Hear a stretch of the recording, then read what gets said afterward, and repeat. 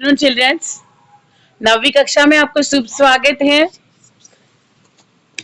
कि आज हम 9वीं कक्षा का इंडेक्स पेज बताती हूँ आपको। ध्यान से सुनिए, तेलुगु के माध्यम से ही बताती हूँ मैं आपको। अभी तक इससे पहली कक्षा जो है इसमें कोई त्रुटियां होने पर भी कुछ भी नहीं होता। आप अच्छे पढ़िए, अच्छे समझिए, मैं समझने की कोशिश करती हूँ।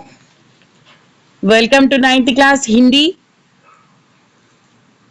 आज हमारा టాపిక్ है విషయ సూచిక ఇండెక్స్। ఈ రోజు మనం ఇండెక్స్ చెప్పుకుందాం।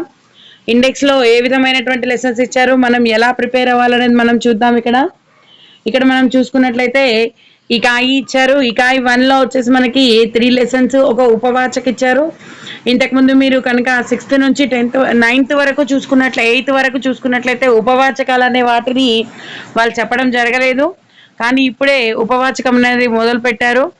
సరే, चलिए अब शुरू करेंगे। మొదలు పెడదాం। पाठ का नाम जिस देश में गंगा बहती है।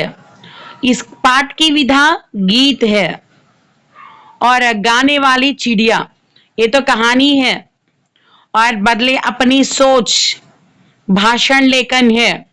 इसमें देखिए, जिस देश में गंगा बहती है जो है गीत के आधार पर दिया गया है और गाने वाली चिड़िया जो है कहानी है। एक अच्छे स्टोरी के रूप में आपको सुन सकते हैं, लिख सकते हैं, पढ़ सकते हैं, बहुत आसानी है। आप देखे होंगे ना 7वीं कक्षा में और 8वीं कक्षा में किस प्रकार से दूसरे लेसन कहानी के रूप में होते हैं। ये अभी 9th में भी वैसे ही दिया था। बदले अपनी सोच लेसन जो है ये देखने के लिए हम हमारे जो सोच विचार में बदलाव आने के लिए दिया गया है। और इसके बाद जो है उपवाचक माने नॉन डिटेल लेसन तारे जमीन पर। ये तो एक मूवी स्टोरी है। आप अपने माँ बाप से पूछो, आप बताएंगे दरअसल सफारी का तारे जमीन पर। ये तो मूवी अच्छा रहते हैं, आप देखिए मूवी घर में बैठकर। और 14 लेसन जो है प्रकृति की सीख। प्रकृति, हम चारों ओर प्रकृति में ही रहते हैं, प्रकृति में बसते हैं। सूरज तो दिन के सुबह सुबह ही आते हैं, हम सब लोगों को जगाते हैं। और चांदमा जो है रात भर आते हैं। और जो दिन में सभी ऋतुएं आते हैं, पेड़ पक्षी और जो भी हो संसार में हमको देखने के लिए मिलते हैं, ये पूरे से पूरे सभी के द्वारा हम बहुत कुछ सीख सकते हैं। और इसके बाद तो फुटबॉल लेसन। क्या बच्चों, आप सब लोगों को फुटबॉल तो पता है ना? फुटबॉल कैसे खेल है आपको पता है ना? वो फुटबॉल वैसे ही देते हैं। और फुटबॉल लेसन जो ही है ये तो पुनः स्मरणीय लेसन बोलते हैं इसको। ये तो निबंध के रूप में चलते रहते हैं। बेटे के नाम पत्र, इसमें तो पत्र लेखन विधि के द्वारा ही चलते रहते हैं। पत्र, एक बेटा बेटी उनकी पिता के लिए और पिता बेटी के लिए लिखने वाला पत्र जो है बेटी के पत्र।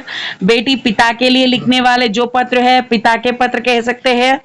और इसके बाद दूसरा उपवाचक लेसन दिया गया था हमको, सम्मका सारका जातरा। ये तो निबंध के रूप में चलते रहते हैं पाठ, ये भी बहुत अच्छा पाठ है।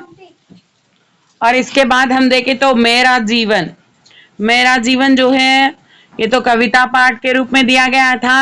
और इसके बाद तो यक्ष प्रश्न है, महाभारत में चले हुए एक विषय के द्वारा विषय के बारे में बता सकते हैं यक्ष प्रश्न में, ये भी कहानी के रूप में चलते हैं। और इसके बाद रमजान। रमजान के बारे में तो अब सबको मुस्लिम सोदरों को सबको मालूम हो जाते हैं ना, ये तो निबंध वाला पाठ है। और इसके बाद बुद्धिमान बालक। बुद्धिमान बालक तो एकांकी पाठ है, ये तो उपवाचक के संबंधित दिया गया था। इस 9वीं कक्षा में 4 इकाई देते हैं। 4 इकाइयों के हिसाब से एक एक इकाई के लिए एक एक उपवाचक पाठ दिया गया है। और हम 10वां लेसन में देखें तो अमरवाणी। इससे पहले तो नीति दोहे के रूप में देते हैं ना, कबीर का दोहे नीति दोहे के रूप में दे दिया था ना, यहाँ पे तो अमरवाणी के रूप में नीति दोहे दे दिया था। मैं अगली क्लासेस में आपको पहले ही बताया था कि दोहे मने क्या होता है। केवल 2 पादों से पूरा संसार में रहने वाले बहुत सारे विषयों के बारे में एक्सप्लेन करते हैं, वही हमको यही दोहे पे देख सकते हैं, इसी को कहते हैं अमरवाणी। और अमरों का वाणी है सुनीता विलियम्स। अभी हम देखे हुए हैं ना सुनीता विलियम्स के बारे में। सुनीता विलियम्स अंतरिक्ष में क्या किया था, क्या करने के लिए गया था, और इनका बचपन में क्या था, और बड़े होने के बाद क्या किया था, और इनका सोच विचार कैसे है, ये पूरा से पूरा विषय हम यहाँ पे देख सकते हैं। और इसके बाद 12वां लेसन जो है जागो ग्राहक जागो। ग्राहक मतलब कौन है? किसी को ग्रहण करने वाले व्यक्ति को जाग ग्राहक कहते हैं। हम सुबह से उठ से पहले ही, उठ के साथ से ही हम नींद होते वक्त तक कभी भी खरीद करते रहते हैं, इसी तरह से खरीद करते रहते हैं। जो तो खरीद करने वालों को पावक बोलते हैं, भेजने वाले को इस प्रकार से ग्राहक बोलते हैं। इस वो सेवाओं को हम उपलब्ध करते रहते हैं। इसी के बारे में पूरा जागो ग्राहक जागो में बताया गया है। और इसके बाद जो है 14वां और अंतिम उपवाचक पाठ है अपना स्थान स्वयं बना लो। चलिए अभी तेलुगु में एक्सप्लेन करेंगे। आप हिंदी नहीं आने वाले मत सोचिए, मैं अच्छी तरह से आपको तेलुगु से भी समझाऊंगा। ఓకే, హిందీ రాని వాళ్ళు ఎవరు టెన్షన్ తీసుకోవాల్సిన అవసరం లేదు. మనం తెలుగులో కూడా చెప్పుకుందాం, అదే విధంగా హిందీలో కూడా చెప్పుకుందాం. అప్పుడు మాత్రమే మీరు చాలా హిందీని తేలికగా మీరు హిందీని నేర్చుకోగలిసినటువంటి అవకాశం దొరుకుతుంది.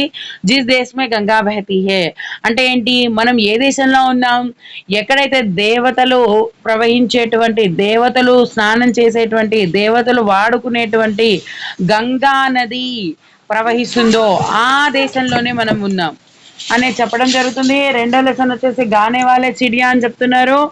ఓకే, और అదే విధంగా బదలే आपने सोच और तारे जमीन पर, प्रकृति की सीख, फुटबॉल, बेटी के नाम पर, समक सारक यात्रा, मेरा जीवन, एक शुभ प्रश्न, रमजान, बुद्धिमान बालक, अमरवाणी और सुनीता विलियम्स जागो ग्राहक जागो, और इसके साथ साथ अपना स्थान स्वयं बना लो। ठीक है, ये पूरा क्या बोल सकते हैं, आपको इंडेक्स पार्ट है। ठीक है, ये तो